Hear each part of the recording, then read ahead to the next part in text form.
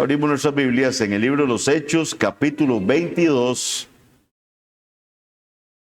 versículos 22 al 29. Hechos 22, 22 al 29. He titulado la exposición del día de hoy, Un ciudadano romano. Los que leyeron ayer el pasaje que les mandé ahí en el chat de iglesia van a entender por qué le puse ese título al sermón, Un ciudadano romano. Hechos 22, 22 al 29. Como un pequeño preámbulo, nada más recordemos que todo esto viene desde el momento en que Pablo, ¿verdad?, regresa junto con los hermanos de las otras iglesias, regresan a Jerusalén. Ellos llevan una ofrenda, ¿verdad? Van de los principales, van de los ancianos de la iglesia, les cuentan las maravillas que el Señor está haciendo entre el pueblo gentil, entregan, ¿verdad?, la ofrenda que traen de las otras iglesias. Ciertamente les da gozo a los hermanos oír lo que está sucediendo con los gentiles, pero le muestran a Pablo una preocupación, y es que la gente está diciendo, o el pueblo está diciendo, que él está predicando en contra de las costumbres judías, en contra del templo, y que está llamando a los judíos de la dispersión a que no circunciden a sus hijos. Todo esto espero que de verdad lo tengamos ahí en mente. Los ancianos de la iglesia le piden a Pablo que participe en el pago de los votos de unas personas que estaban por purificarse y que él mismo se purificara en el ritual judío que estaba previsto en la ley del Señor y que se hacía en el templo. Posterior a eso, ya cuando estaba por culminarse ese ritual de purificación, que pasa, se arma una turba y empiezan a acusar a Pablo de que ha metido gentiles dentro del templo. Después de que se da esa turba que quieren, que de hecho golpean a Pablo y todo, es llevado, ¿verdad?, por el tribuno romano y por centuriones y por soldados, es llevado a la fortaleza, desde donde él da un discurso de defensa. ¿Y qué sucede con ese discurso de defensa? Lo da en el lenguaje de los hebreos. Todos escuchan con silencio. Todo eso lo vimos la semana pasada. ¿Y qué pasó al final? Menciona que Dios le envió a él a predicar a los gentiles. Entonces hoy vamos a ver la reacción que tiene el pueblo ante la mención de la palabra gentiles. ¿Quiénes eran los gentiles? Los no judíos. El pueblo para los judíos se dividía en judíos y gentiles, todo el resto. Entonces Pablo dice, Dios me envió a predicar a los gentiles. Pablo reconociendo que inclusive él había debatido con el Señor, ¿verdad?, diciéndole, Señor, si me salvaste a mí, si yo soy un testimonio, ¿verdad?, ellos van a creer. Y el Señor le dice, no, yo lo mandé a los gentiles, ¿ok? Entonces, para que tengamos eso en mente, a la hora que vamos a leer este pasaje, el cual les pido que no lo pierdan de ahí, lo tengan, lo estén repasando conforme vamos viendo, porque vamos a tratar de extraer lo que el Señor tiene para nosotros en este pasaje. Hechos 22, 22 al 29. Dice así la palabra del Señor. Leamos desde el 21 para entender la introducción que hice. Final del discurso de Pablo, de la defensa. Pero me dijo, ve, porque yo te enviaré lejos a los gentiles. Y le oyeron hasta esta palabra, o sea, hasta este momento le habían puesto atención. Cuando se da esto, ya no le ponen más. Y le oyeron hasta esta palabra, entonces alzaron la voz diciendo, quita de la tierra a tal hombre, porque no conviene que viva. Y como ellos gritaban y arrojaban sus ropas y lanzaban polvo al aire, mandó el tribuno que le metiesen en la fortaleza y ordenó que fuese examinado con azotes para saber por qué causa clamaban así contra él. Pero cuando le ataron con correas, Pablo dijo al centurión que estaba presente, ¿os es lícito azotar a un ciudadano romano sin haber sido condenado? Cuando el centurión oyó esto, fue y dio aviso al tribuno diciendo, ¿qué vas a hacer? Porque este hombre es ciudadano romano. Vino el tribuno y le dijo, dime, ¿eres tú ciudadano romano? Él dijo, sí. Respondió el tribuno, yo con una gran suma adquirí esta ciudadanía. Entonces Pablo dijo, pero yo lo soy de nacimiento. Así que luego se apartaron de él los que le iban a dar tormento, y aún el tribuno, al saber que era ciudadano romano, también tuvo temor de haberle atado. Esta es la palabra del Señor. Los que leyeron el pasaje ayer deben haber encontrado dificultades de ver, ¿verdad?, qué extraemos, ¿verdad?, de este pasaje para nosotros. Pero la palabra de Dios no está ahí por casualidad. Cada versículo fue inspirado por el Espíritu Santo, cada texto fue inspirado por el Espíritu Santo para traer bendición a su iglesia, para ser guía a nosotros, sus hijos. Versículo 22, leemos nuevamente, por eso les digo, vamos a estar repasando uno por uno. Y le oyeron hasta esta palabra. Entonces alzaron la voz diciendo, quita de la tierra a tal hombre, porque no conviene que viva. Ya a este momento, mis hermanos, a ninguno nos queda duda, espero, de que Pablo tenía una gran pasión por predicar el evangelio a sus hermanos según la carne, a los judíos. Él quería que los judíos fueran salvos. Él se desgastaba para predicar la palabra del Señor a los judíos. Por eso él pidió hablar a esta multitud enfurecida. Su deseo, su mayor deseo, era que el pueblo judío pudiera conocer y comprender la verdad. En cuanto Pablo mencionó la terrible y detestada palabra para ellos, la palabra gentil, la palabra gentiles, los revoltosos dieron rienda suelta a su furia y ahora con más fuerza gritaban. Pues le habían estado conteniendo esa furia desde que los soldados le rescataron en el patio. Gritaron despreciando a Pablo diciendo, no merece vivir, como lo traduce la Biblia, la Nueva Versión Internacional, no merece vivir. Estaban fuera de sí. Que Pablo les dijera que Dios lo había enviado a predicarle a los gentiles, era imperdonable. Que fuera a ellos y les dijera que aquel a quien habían crucificado era el Mesías y el Salvador del mundo, era para ellos un crimen mayor, pero ahora Pablo era visto como un traidor. Quita de la tierra a tal hombre, es lo que está gritando la gente. Ya, mátelo, quítelo de esta tierra. Quita de la tierra a ese individuo, como lo traduce la Biblia de las Américas. Bórralo de la tierra, como lo traduce la Nueva Versión Internacional. Habían terminado de escuchar lo que Pablo tenía que decir, no querían oír más blasfemias. Pablo ya no tenía oportunidad de defenderse contra la acusación específica de haber introducido griegos al templo. Recuerden que a Pablo lo están acusando de haber metido gentiles al templo, de que habían traspasado esa barrera que estaba ahí establecida antes del patio de las mujeres. A partir de ahí no podían pasar los gentiles. Y estaban acusando a Pablo de que él había metido gentiles al templo. Ahora ya no podía Pablo defenderse. Él les dice, Dios me mandó a predicarle a los gentiles. Entonces ellos ya con eso atan cabos y dicen, no, es cierto de lo que se le está acusando a este hombre. Para los judíos no solo quedaba comprobado eso, sino también las demás acusaciones de que él estaba hablando en contra del pueblo. Versículo 23. Y como ellos gritaban y arrojaban sus ropas y lanzaban polvo al aire, vean lo que dice. ¿Qué estaban haciendo? Estaban mostrando esa furia tan grande, esa indignación con gritos, pero también dice que estaban lanzando al aire sus vestiduras, lo cual es muy raro porque uno no ve algo así previo a esto en la Biblia. Lanzan las vestiduras, la Biblia de las Américas traduce, lanzan sus mantos al aire. Y también recogen polvo y lo esparcen por todo lado, también que es una acción rara porque no lo hemos visto en otros lados, ¿verdad? Agarrando puños de polvo y tirándolo para hacer ahí la conmoción. La multitud que estaba escuchando la defensa del apóstol nuevamente se convirtió en una turba. Es una multitud enardecida. Ahora tratemos de imaginarnos la reacción del tribuno. Claudio Lisias está viendo todo esto. Los centuriones están con él. Hay por lo menos ahí 200 soldados que están viendo todo lo que está pasando. Y me imagino que todo el mundo está atónito. De un pronto estaban todos callados. Todavía quedaron más callados, ¿verdad? Cuando oyen a Pablo hablar en lenguaje hebreo, y de un pronto a otro se sueltan en ese bullicio, gritando, lanzando ropa al aire, lanzando polvo al aire. Entonces para ellos debió haber sido un momento bastante extraño. Ahora, nadie está seguro de por qué hicieron eso. O sea, ¿por qué tiran los mantos al aire o por qué tiran la ropa al aire? Eso no era una conducta normal. Algunos han dicho que puede ser que hayan rasgado sus ropas y que eso, ¿verdad?, las tiraron al aire, porque eso lo hacían cuando había una señal de indignación. O sea, ¿se acuerdan cuando estudiamos Hechos 14? Que a Bernabé y a Pablo les empiezan a llamar con nombres de otros dioses, de dioses paganos.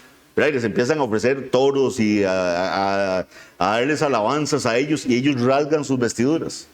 No nos dice que las tiraran al aire, ¿verdad? Pero dice que rasgan sus vestiduras. Eso lo hacían los judíos cuando estaban indignados. O puede haber sido, según comentan algunos otros hermanos comentaristas, que se tiraron la ropa. ¿Por qué? Porque eso hacían antes de apedrear a alguien. Se quitaban, ¿verdad?, la ropa exterior. Recuerden que cuando apedrean a Esteban, las ropas de los que iban a apedrear a Esteban fueron puestas a los pies de Pablo. Entonces, que ellos se quitaron eso para ya proceder a tomar acción contra Pablo. Eso es como cuando alguien mató, ¿verdad? Que ustedes los ven en las películas o en la calle, y a veces ve uno que empieza a quitarse la ropa y hacer ahí, ¿verdad? Algo que haya pasado así, que se empezaron a quitar la ropa para ya írsele encima a Pablo, y que en la furia la tiraran. Pero nadie está seguro de qué fue lo que pasó con esa ropa. Tampoco está del todo claro el simbolismo de arrojar polvo al aire, porque como les digo, eso no había ocurrido. Pudo haber sido que arrojaron este polvo a Pablo por no haber algo más sólido en ese momento. Algunos especulan que esa parte donde estaban ahí en ese momento estaba sólida, era calle. Entonces, ¿qué? Como no encontraron piedras, lo que encontraron fue polvo y lo tiraron. Pero en fin, no sabemos por qué actuaron de esa manera. Versículo 24 dice, leamos 23-24. Y como ellos gritaban y arrojaban sus ropas y lanzaban polvo al aire, mandó el tribuno es Claudio Lisias. Recuerden eso, ¿verdad? Es el jefe, el de más rango que está ahí. Mandó el tribuno que le metiesen en la fortaleza y ordenó que fuese examinado con azotes para saber por qué causa clamaban así contra él. Claudio Lisias no está entendiendo qué está pasando. Recuerden que al principio él creyó que era el egipcio que había alborotado al pueblo y que había salido con unos sicarios al desierto.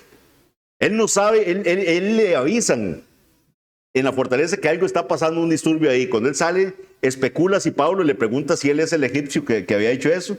Cuando oye hablar a Pablo en griego, queda asombrado del nivel cultural de Pablo, pero al momento no sabe qué está pasando. No sabe por qué se está dando todo esto.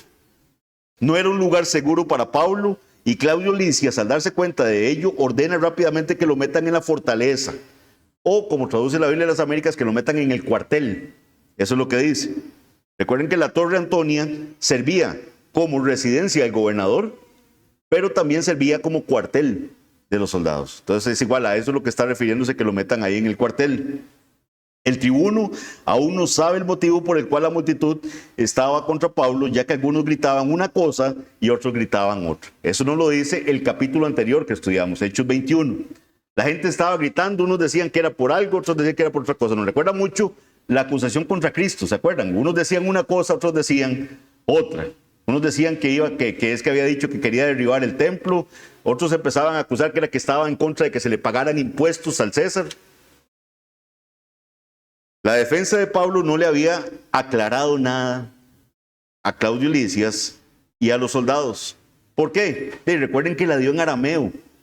La defensa de Pablo la está dando en arameo. Entonces Claudio Lisias está ahí viendo, ¿verdad? Lo que él ve es un hombre que levanta su mano, pide silencio a la multitud queda en silencio, lo están escuchando, él le oye, él dice, hey, aquí todo está saliendo bien, qué bonito. Lo oye hablando en arameo y todo, y la gente poniendo atención, y de un pronto a otro estalla la turba nuevamente.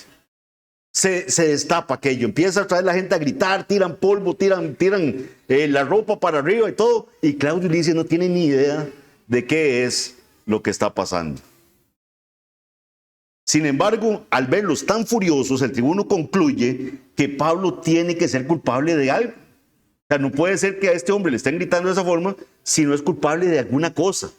Entonces, vean que el tribuno le había dado permiso a Pablo de hablar. Ya eso era extraño, ¿verdad? Le da permiso a un prisionero de que se dirija al pueblo.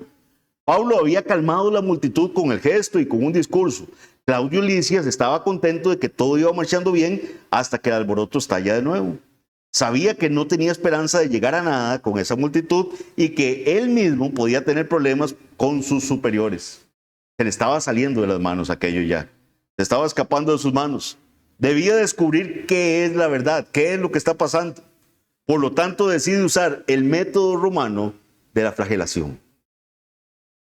la flagelación. Y aquí quiero detenerme un poquito, porque vean que lo que dice es que, versículo 24, mandó el tribuno que le metiese en la fortaleza y ordenó que fuese examinado con azotes. Estos azotes, mis hermanos, quiero explicar lo más detalladamente posible en qué consistía. Lucas lo que deja claro, sí, para que tengamos claro en este momento, es que no lo están castigando con azotes, sino que lo quieren azotar para sacarle por qué está pasando esto. Vean que el versículo lo que dice es: mandó el tribuno que le metiesen en la fortaleza y ordenó que fuese examinado. Ese es que fuera interrogado, como un examen, ¿verdad? Cuando usted le preguntan y usted responde, eso es que fuera examinado. No, no es un examen médico, no. Es que fuera examinado, es que le preguntan y que responda qué es lo que está pasando. Que fuera examinado con azotes para saber por qué causa clamaban así contra él. Ojo, es aplicación de azotes, de flagelación, solo para saber qué está pasando con Pablo. Versículo 25. Pero cuando le ataron con correas, Pablo dijo al centurión que estaba presente. Centurión, recuerden que es un puesto, digámoslo así, de un soldado que tiene a cargo 100 soldados. Por eso se llama centurión. Y dice que al momento habían llegado centuriones. Por eso sabemos que habían por lo menos, al menos 200 soldados, porque había más de un centurión en ese momento. Pablo dijo al centurión que estaba presente: ¿os es lícito azotar a un ciudadano romano sin haber sido condenado? Pablo ya había sido golpeado con varas. ¿Se acuerdan las varas que llevaban aquellos hombres que llamaban los lictores? ¿Verdad? Que eran aquellos palos que tenían así, que los que golpearon a Pablo y a Silas en el momento del arresto en Éfeso. Pablo ya había sido golpeado con varas por lictores, ya había sido azotado por los judíos, ciertamente con un azote, pero no es este mismo azote de los romanos. El azote de los judíos era distinto a este azote que vamos a ver aquí de los romanos. Eso de que Pablo fue azotado y golpeado, lo vemos en 2 Corintios 11, 24 al 25, que dice que Pablo lo habían azotado 5 veces con el látigo los judíos y 3 veces con la vara los romanos, aparte de otros castigos que ya había recibido. Pero la práctica de la flagelación romana es distinta, es mucho peor.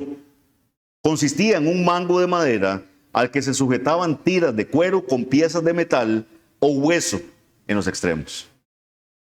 Puño de madera con tiras de cuero con incrustaciones de metal o hueso en varias tiras, y con eso golpeaban al prisionero. Una vara magullaba y un látigo dejaba verdugones. O sea, las varas de los lictores magullaban. Debe ser feísimo que le peguen, ¿verdad? Uno con varas de madera. Y los látigos normales, digamos, los de los judíos, dejaban verdugones, dice. Y posiblemente cortaba la superficie de la piel. Pero un látigo de estos de los romanos arrancaba trozos de carne.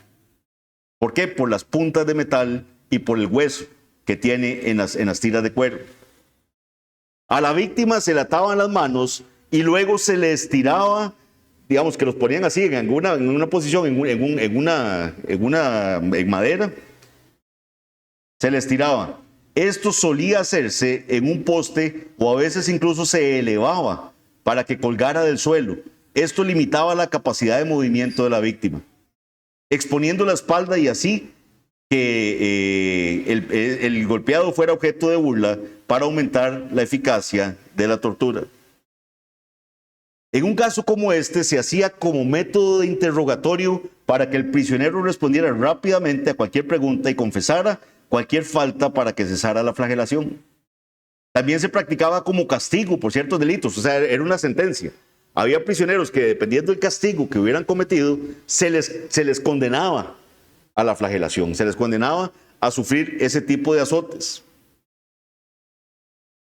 O también, como vamos a ver, como una preparación a la crucifixión.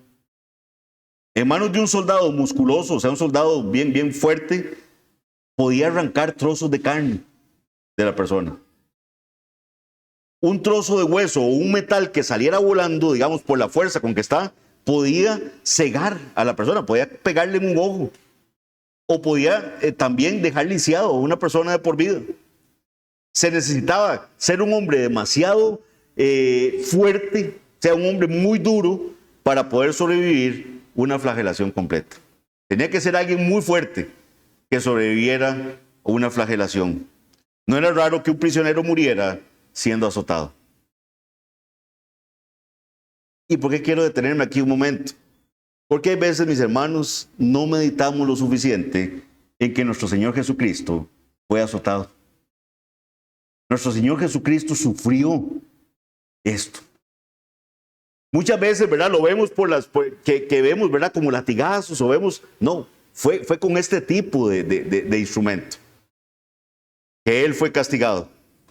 Y fue castigado de esa forma antes de ser crucificado. Es posible que le hayan rasgado su carne.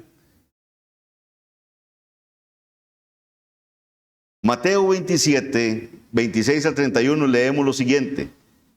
Entonces le soltó a Barrabás, y habiendo azotado a Jesús, y es que ahí está, habiendo azotado a Jesús, pero no sabemos todo el dolor que hay en esa frase ahí. No meditamos lo suficiente en lo que nuestro Señor Jesucristo sufrió en ese momento, a espalda desnuda ahí, recibiendo el castigo de esta gente, recibiendo esas puntas que no sabemos si eran de metal o era hueso o qué, pero le estuvieron golpeando su humanidad.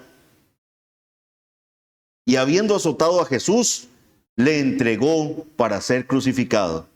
Entonces los soldados del gobernador llevaron a Jesús al pretorio y reunieron alrededor de él a toda la compañía, y desnudándole le echaron encima un manto de escarlata y pusieron sobre su cabeza una corona tejida de espinas y una caña en su mano derecha.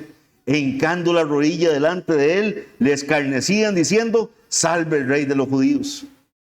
Y escupiéndole, tomaban la caña y le golpeaban en la cabeza. Después de haberle escarnecido, le quitaron el manto, le pusieron sus vestidos y le llevaron para crucificarle. Vean, mis hermanos, muchas veces nosotros nos hemos hecho una cortadita y no aguanta uno que le toquen con nada. Ahora imagínense usted con la espalda en carne viva, probablemente con rasgaduras en su carne, que le quiten su ropa y que le pongan ropa con todo eso. Todavía lo golpean con cañas, lo escupen. Ya entendemos, mis hermanos, muchas veces lo que hemos leído y no teníamos claridad de eso, por qué el Señor, versículos más abajo de este texto, no puede llevar la cruz. Tienen que decirle a Simón de Cirene que le ayude a cargar su cruz. Soportó ese castigo terrible por nosotros. Como les digo, tenía que haber sido un hombre muy fuerte para poder haber aguantado eso. Pero Pablo está aquí en una situación donde va a ser interrogado, y Pablo sabe en qué consiste ese castigo. Pablo ha soportado a ese momento los golpes de los lictores con estas varas. Pablo ha soportado lapidaciones, ¿verdad? Donde lo han apedreado también, donde casi quedó como muerto. Y ahora es amenazado con la flagelación. Por la orden del tribuno, Pablo fue apresado y fue atado, pero Pablo no estaba dispuesto a sufrir semejante tortura de manera innecesaria. Mientras lo están estirando para la flagelación, él pregunta: ¿os es lícito azotar a un ciudadano romano sin haber sido condenado? O como traduce la Biblia de las Américas, o sin haberle hecho juicio. O sea, ustedes pueden hacer esto. Pueden aplicarme un castigo como esto siendo yo ciudadano romano sin haberme hecho un juicio, sin haber escuchado mi declaración para defenderme de si esto que me están imputando, que ni siquiera saben qué es, de eso soy culpable o no lo soy. Pablo hasta este momento no les había dicho que él era ciudadano romano. Ellos no lo sabían. Ellos sabían que él venía de Cilicia, de una ciudad importante, pero eso no implicaba automáticamente ser ciudadano romano. Aunque a los ciudadanos romanos que habían sido condenados por algún delito podía prescribírseles la flagelación como un castigo, no se les podía aplicar como método de investigación. O sea, puede ser que un romano que hubiera cometido un delito lo sentenciaran a morir por flagelación. Era posible. Lo que no era posible era que en la etapa de investigación le dieran para que le sacaran la verdad a este romano. Eso no estaba permitido. No podía ser sometido a un procedimiento como este un ciudadano romano. La pregunta llama la atención de inmediato del centurión encargado de la flagelación. Definitivamente era ilegal interrogar a un ciudadano romano mediante la flagelación. Cualquier oficial romano que transgrediera esto estaría infringiendo gravemente la ley. Ya Cicerón era un romano bien connotado, había dicho lo siguiente años atrás: atar a un ciudadano romano es un crimen, azotarlo es una abominación. Digo Cicerón, no se podía hacer ninguna de las dos cosas a un romano no condenado, o sea, un romano no enjuiciado. Eso es lo que nosotros en Costa Rica, ¿verdad?, diríamos el principio de inocencia. Usted se considera inocente hasta que se demuestre lo contrario. Tiene que ir a un juicio para que le demuestre que usted es culpable de algo y ahora sí, a partir de esa demostración, lo condene. Entonces no se le podía aplicar este castigo a un romano. Versículos 26 al 28. Cuando el centurión oyó esto, o sea, cuando el centurión oye que él es romano, cuando el centurión oyó esto, fue y dio aviso al tribuno, de una vez, diciendo: ¿qué vas a hacer? Ahora la torta es suya. O sea, usted fue el que dio la orden de que se le azotara. ¿Qué vas a hacer? Porque este hombre es ciudadano romano. Vino el tribuno y le dijo: dime, ¿eres tú ciudadano romano? O sea, el tribuno sale de su oficina, donde él estuviera, sale preocupado y le va y le dice a Pablo: dime, ¿eres tú ciudadano romano? Él dijo: sí. Él dijo: sí. 28, respondió el tribuno: yo con una gran suma adquirí esa ciudadanía. Entonces Pablo dijo: pero yo lo soy de nacimiento. El centurión definitivamente estaba muy preocupado. O sea, está tan preocupado que él va inmediatamente y le habla al tribuno. El tribuno es Claudio Lisias, ¿verdad? Recuerden. Detiene inmediatamente el proceso y se va a informarle a Claudio Lisias de los acontecimientos.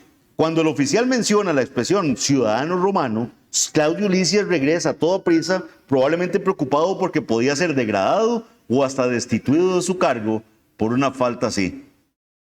El tribuno también debía estar completamente perplejo con Pablo y toda esta situación. Al principio lo confundió con un egipcio revolucionario, luego se enteró de que era judío y ciudadano de una importante ciudad en Tarso, un hombre de cierta cultura que hablaba un griego refinado. Ahora supo que Pablo es ciudadano romano. Pero las sorpresas no han terminado ahí. Ahora descubre que Pablo no era alguien que había adquirido la ciudadanía como él. No la compró, ¿verdad?, porque se podía adquirir, ahorita les explico eso. Sino alguien que había nacido como ciudadano romano. Para que ustedes, los que están tomando nota, sepan, habían varias formas de convertirse en ciudadano romano. Las principales tres, digamos, que les traigo esta mañana es: la primera, por nacimiento. O sea, se nacía ciudadano romano. Este fue el caso de Pablo.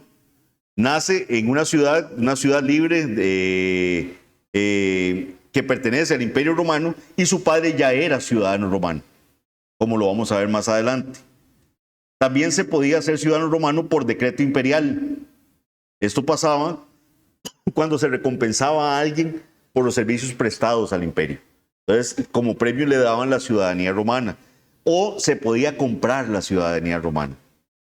Esto es algo como lo que en algún momento el presidente de Estados Unidos sacó ¿verdad?, en su campaña, que él iba a ofrecer una super ciudadanía, ¿verdad?, al que pagara una cantidad abismal de dinero, ¿verdad?, podía comprar la ciudadanía estadounidense, y que así se iba a asegurar de que llegaran personas buenas inversoras, ¿verdad?, al país. Entonces se podía comprar la ciudadanía romana.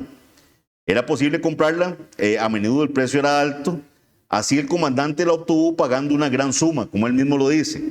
El emperador Claudio y su esposa Mesalina habían puesto la preciada ciudadanía al alcance de personas que pudieran hacer un pago considerable de efectivo.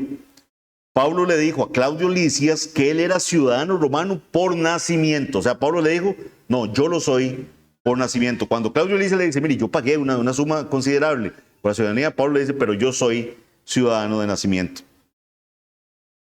Y eso situaría a Pablo y a su familia dentro de la alta sociedad de Tarso, aunque probablemente como judíos ortodoxos ellos no se aprovecharon de esa posición.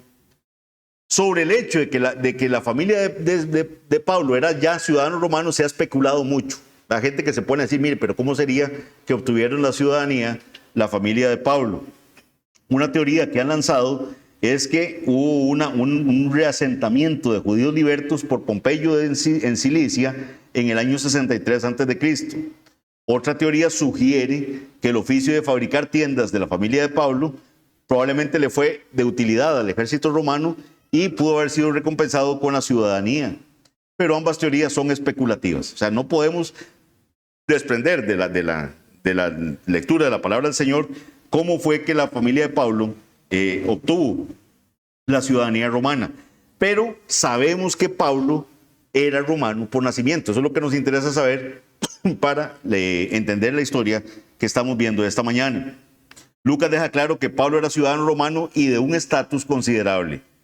De aquí en adelante, esta ciudadanía romana de Pablo va a jugar un papel importante en lo que nos resta del libro de los Hechos. Versículo 29. Así que luego se apartaron de él los que le iban a dar tormento. O sea, lo dejaron ahí queditito. No pasó a más eso que intentaban hacer. Y aún el tribuno, al saber que era ciudadano romano, también tuvo temor por haberle atado. Claudio Lisias, el comandante en jefe de toda esa delegación que está ahí, tuvo miedo. Como cuando uno dice, qué torta. Me jalé una torta en el trabajo y esta era algo de grandes magnitudes. La forma habitual de atar a un hombre a punto de ser azotado era atándole las manos, luego lo ataban a una columna o lo levantaban de las manos y lo suspendían en el aire. Como les digo, para que tuviera menos movilidad y pudiera estar fijo para que le estuvieran dando los azotes. Evidentemente las cosas habían llegado hasta este punto antes de que Pablo hablara. Ahora tenía al tribuno muy atemorizado. Era una ofensa grave violar los derechos de un ciudadano romano, especialmente con la arbitrariedad con la que Pablo había sido maltratado, y el tribuno lo sabía. El tribuno lo sabía. Actuó de inmediato para reparar el agravio en la medida de lo posible, y además Pablo era un cristiano fiel que no iba a aprovecharse de ello. Al enterarse de la ciudadanía de Pablo, todo el procedimiento se detuvo de inmediato. No nos paremos esto, Dios guarde, no sigamos más con esta atrocidad. Algunos podrían preguntarse si se podía evitar la flagelación de una forma tan fácil, ¿verdad? Al simplemente alegarse ciudadano romano. Entonces la gente dice, hey, pero qué fácil. Cualquiera entonces dice, hey, yo soy ciudadano romano y ya paraba la flagelación, porque no es que sacó ahí un carné, ¿verdad? De ciudadano romano o una aplicación que decía que era ciudadano romano. Simplemente Pablo dice, soy ciudadano romano. Pero tenemos que saber que si alguien afirmaba falsamente ser ciudadano romano, se exponía a la pena de muerte. O sea, usted llegaba y usted decía, yo soy ciudadano romano, y no era, pena de muerte. ¿Okay? Entonces, ¿cómo podía alguien demostrar que realmente era ciudadano romano? Entonces, las maneras más comunes era que habían documentos de ciudadanía, había ciertos pergaminos, ¿verdad? Que decían que esta persona era ciudadana romana. Podía ser por la vestimenta, que se usaba una toga, ¿verdad? Romana, pero generalmente se aceptaba una garantía verbal. O sea, que usted dijera, si usted decía que era ciudadano romano, yo le creo que usted es ciudadano romano. Porque la pena era muy severa si usted mentía. El propio Claudio Lisias se alarmó bastante al darse cuenta de que había encadenado a Pablo. Como ya les comenté, las leyes protegían a los ciudadanos romanos de un arresto repentino y de ser encadenados sin una audiencia preliminar. Como sea, a partir de este momento, Claudio Lisias y sus hombres fueron bastante amables con Pablo, ahora que sabían que era ciudadano romano. Dios estaba usando el gran poder del imperio para proteger a su siervo y finalmente llevarlo a Roma. El tribuno aún desconocía los cargos en contra de Pablo. A este momento, Claudio Lisias no tiene ni idea todavía de qué es lo que le están achacando a Pablo. Él no sabe. se había descartado el interrogatorio por flagelación, por lo que Claudio Lisias recurrirá a otra vía para responder a sus preguntas. Y eso es lo que veremos en la próxima semana. ¿Cuál es la próxima vía que Claudio Lisias va a escoger para ver qué está pasando, para entender qué es lo que le están achacando a Pablo? Él va a ir al Sanedrín judío. Por eso es que hoy no incluimos el versículo 30 en nuestra predicación, que es cuando él va a llevar a Pablo ante los principales sacerdotes y a todo el concilio para ver qué es lo que le están imputando a Pablo. El mensaje hoy es más cortito, pero vean que había mucho que ver en este pasaje. Ahora, ¿cómo lo podemos aplicar? ¿Qué podemos aplicar para nosotros hoy en día en Ibra de esto que hemos leído? Les traigo 3 aplicaciones muy sencillitas. Una de ellas es que hay momentos en que un creyente debe hacer valer sus derechos civiles. Hay momentos en que el creyente debe hacer valer sus derechos civiles. Pablo lo que hizo aquí fue hacer valer sus derechos. Hizo valer su ciudadanía romana. Un creyente debe estar dispuesto a sufrir por la causa de Cristo. Pablo, de hecho, sufrió mucho por la causa de Cristo. Pero no hay mérito en sufrir por sufrir. O sea, no es que usted sufra por el mero sufrir. Si hay una salida legal para poder evitar el sufrimiento, como pasó en este momento con Pablo, se evita. ¿Qué pasó con Cristo? Ya no había forma legal de evitar eso. Por más que Cristo era inocente, la gente estaba tan cerrada en castigarlo, en darle muerte, que no hubo argumento posible. A él no hubo persona que le pudiera acusar de pecado alguno. No hubo nadie. Y aún así lo mataron. Esteban también. No hubo forma de que le aplicaran un procedimiento correcto y lo mataron. Pero Pablo aquí está alegando su ciudadanía romana y evitó la flagelación tan terrible a la que lo habían sentenciado sin hacerle un juicio. No hay mérito en sufrir solo por sufrir. Donde existe la protección de la ley y puede invocarse sin complicaciones, se puede invocar. Es factible. Está permitido bíblicamente invocar la protección de la ley si me están cometiendo una injusticia. Y si hay una ley que me ampara y me aplica, yo puedo hacerlo, a la luz del pasaje que acabamos de ver en este momento. Un creyente no debe recurrir a la ley por cada ofensa menor. Es un poco lo que nuestro pastor Arle nos predicó en algún momento, de soportar la ofensa, ¿verdad? De soportar el agravio. No es que vamos a estar yendo a la ley para estar denunciando y demandando por todo. Pero en asuntos donde las alternativas son graves y existen medios de reparación legal, no está mal buscar la protección de la ley.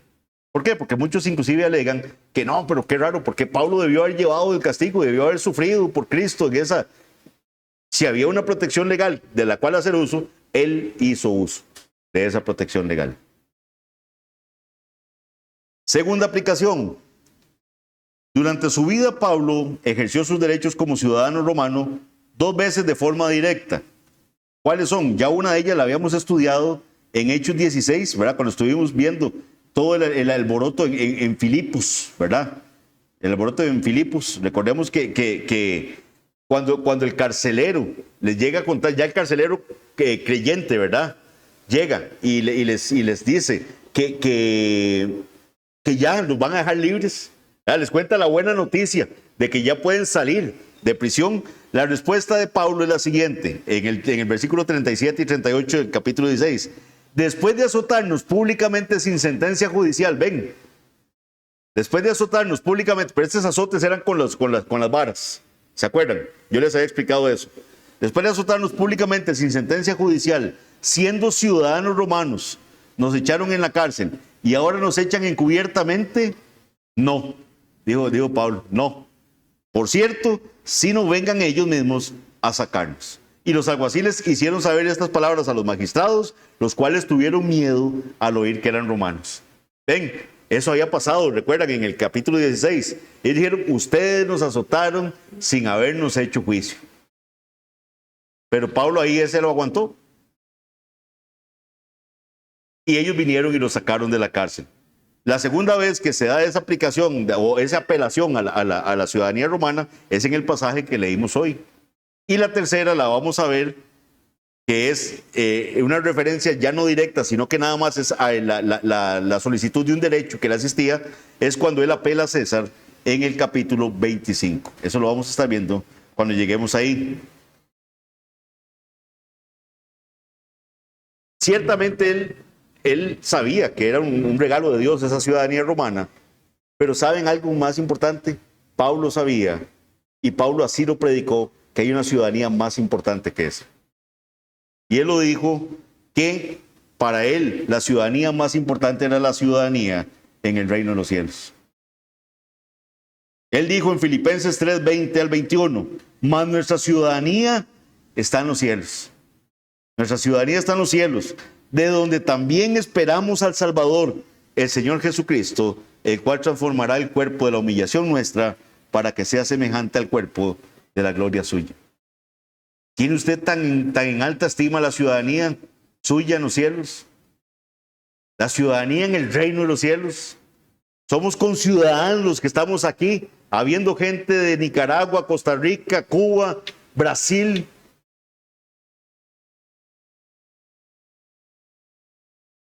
Honduras. Por lo menos ancestros, ¿verdad? Pero nuestra ciudadanía no es esa. Nuestra ciudadanía está en los cielos. Ahora, usted que no conoce todavía a Cristo, usted que no, ¿es usted ciudadano del reino de los cielos? ¿Se ha interesado usted en esa ciudadanía, la cual no nos va a ser quitada? En esa ciudadanía donde esperamos al Salvador, al Señor Jesucristo. Y finalmente, mis hermanos, creo que hay una aplicación con esta predicación que me conmovió muchísimo. Y es que hoy hemos podido meditar más en los terribles sufrimientos que experimentó nuestro Señor Jesucristo. Yo creo que muy pocas veces hemos sacado el tiempo para ver detalladamente en qué consistía ser azotado. En qué tenía que soportar una persona que había sido condenada a una pena tan espantosa. Somos bautistas reformados, amamos lo que dice la palabra del Señor y amamos la explicación que da nuestra confesión de fe respecto de la palabra del Señor. Y por eso nuestra confesión de fe dice lo siguiente en el capítulo 8, párrafo 4. Nuestro Señor Jesucristo cumplió perfectamente la ley y sufrió el castigo que nos correspondía a nosotros, el cual deberíamos haber llevado y sufrido, siendo hecho pecado y maldición por nosotros, soportando las más terribles aflicciones en su alma. ¿Cuáles aflicciones soportó el Señor en su alma? Mis hermanos, fue traicionado por una persona que estuvo con él durante todo su ministerio y lo vende por un puñado de monedas. Creemos que eso no le impactó al Señor cuando le dice que vendes a tu maestro con un beso. Entregas a tu maestro con un beso.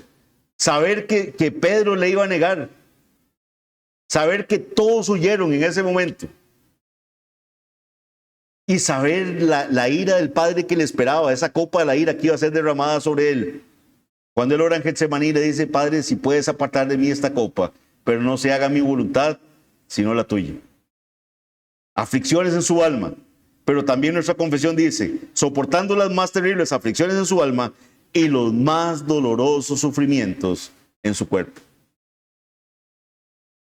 Hoy vamos a celebrar la cena del Señor, vamos a comer el pan, vamos a meditar en esos sufrimientos que el Señor tuvo que soportar por nosotros. Su carne rasgada. No sabemos si se desprendió alguno de esos huesillos o alguno de esos metales y lo golpeó en alguna parte. Soportando las más terribles aflicciones en su alma y los más dolorosos sufrimientos en su cuerpo, fue crucificado y murió. Y permaneció en el estado de los muertos, aunque sin ver corrupción. Pero lo hermoso de todo esto, mis hermanos, es que también, como lo confesamos, al tercer día resucitó de entre los muertos, con el mismo cuerpo que sufrió, con el cual también ascendió al cielo, y allí está sentado a la diestra de su Padre, intercediendo, y regresará para juzgar a los hombres y a los ángeles al final del mundo. Eso confesamos. Cuando decimos que lea la confesión y todo, no le estamos diciendo que lea un libro adicional a la Biblia que es nuestra... No, es una interpretación de la palabra del Señor. Eso lo acabo de leer de nuestra confesión. Léala. Empápese de qué creemos como bautistas reformados. No es que estamos predicando aquí doctrinas de hombres. No es que estamos predicando libros adicionales. Hoy les he predicado la palabra del Señor y lo que confesamos concuerda perfectamente con lo que les acabo de predicar. Que el Señor nos dé humildad, mis hermanos, que el Señor nos dé más conocimiento, más deseos de leer su palabra y que nos ayude también a amar el esfuerzo de hombres que por siglos han hecho estos esfuerzos de dejarnos estas interpretaciones y estas guías para poder estudiar mejor su palabra y no las menospreciemos diciendo únicamente que son doctrinas de hombres. Vamos a orar. Padre bendito, gracias, Señor. Gracias porque esta pequeña predicación, Señor, nos hace meditar en la valentía que tuvo el apóstol Pablo, ciertamente, los dones que tú le diste, pero, Señor, nos hace también meditar en el sufrimiento terrible que tuvo nuestro Señor Jesucristo. En cómo su vida, Señor, de perfección, en cumplimiento a la ley, nos es imputada a nosotros. Y todo ese terrible sufrimiento en su alma y en su cuerpo, lo llevó en lugar nuestro. Padre, ten misericordia cuando no hemos entendido lo suficiente, no hemos meditado lo suficiente en cuánto Cristo sufrió y pagó por nuestra salvación. Gracias porque tienes misericordia de nosotros y solo por tu misericordia, Señor, no hemos sido nosotros fulminados, Padre. Te pido, Señor, que nos des más sabiduría, que nos des más temor de ti, que nos permitas seguir viendo con agrado esas predicaciones como alimento de nuestra alma. Y Padre, ahora permítenos meditar en lo que tendremos, en la guía de nuestro pastor Arles, en la cena tuya. Gracias, Padre, te damos en el nombre de Jesús. Amén.